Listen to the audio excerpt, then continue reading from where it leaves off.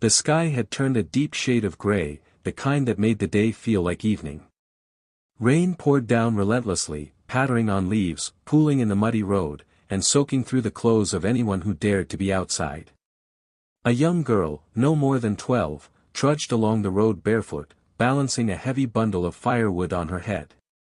The weight of the wood pressed down on her small frame, but her steps were steady. This was her daily routine.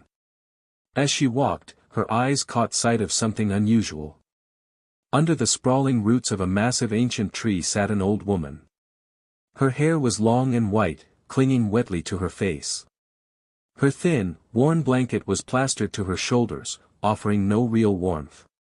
She didn't move much, just sat there, arms resting on her knees, eyes staring into the distance as though the rain and cold didn't matter anymore.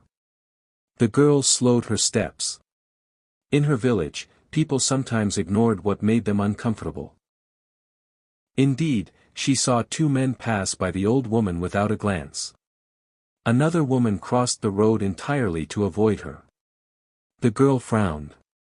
Something in the old woman's stillness felt heavy, not just physical exhaustion, but the weight of loneliness. Her mind whispered a question she couldn't shake: why is she sitting here, all alone in the rain? The firewood was heavy, and she was already late getting home.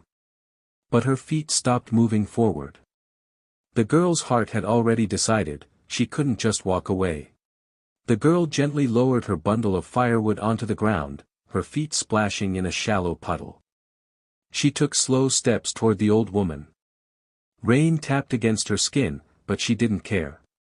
"Grandmother," she called softly, using the respectful term her community used for elders, "are you all right? Why are you sitting here in the rain?" The old woman's head turned slightly, and her tired eyes met the girl's. Her voice, when it came, was soft and cracked. "I have nowhere to go," she said. "No home. No family left. I haven't eaten in days." The girl's throat tightened. She had seen hunger before, even felt it, but there was something in the old woman's voice that carried more than just physical need. It carried years of abandonment, grief, and fading hope. The rain slid down the girl's face, but she didn't wipe it away. Instead, she untied the scarf from around her own shoulders, the only layer she had against the cold, and gently wrapped it around the woman. "This will keep you a little warmer," she whispered. The old woman's fingers touched the fabric, trembling. "Why are you helping me?" she asked, almost in disbelief. The girl knelt beside her. "Because no one else did," she said simply. "And because I would want someone to help me if I were alone." She promised the woman she would return with food.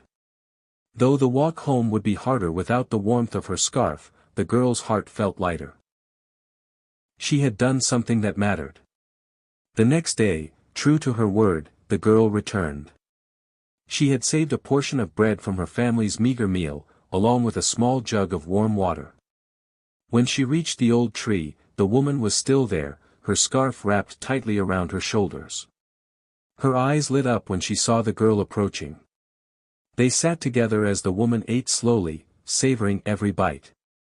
Between mouthfuls, she told her story, how her husband had passed years ago, her children had moved away and never returned, and illness had taken away the strength to work.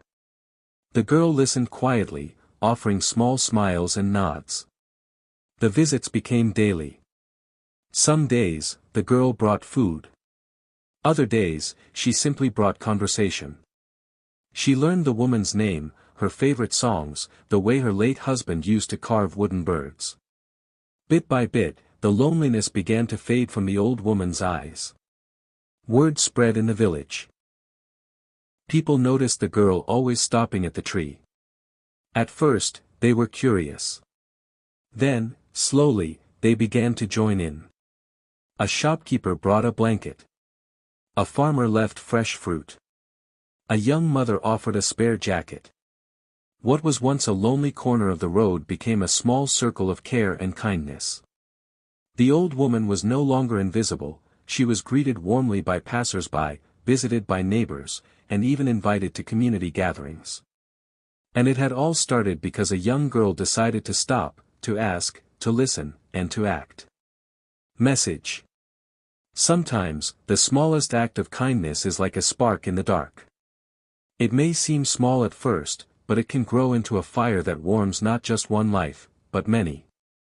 Never underestimate the power you hold to change someone's story. It might be the moment they've been waiting for all along.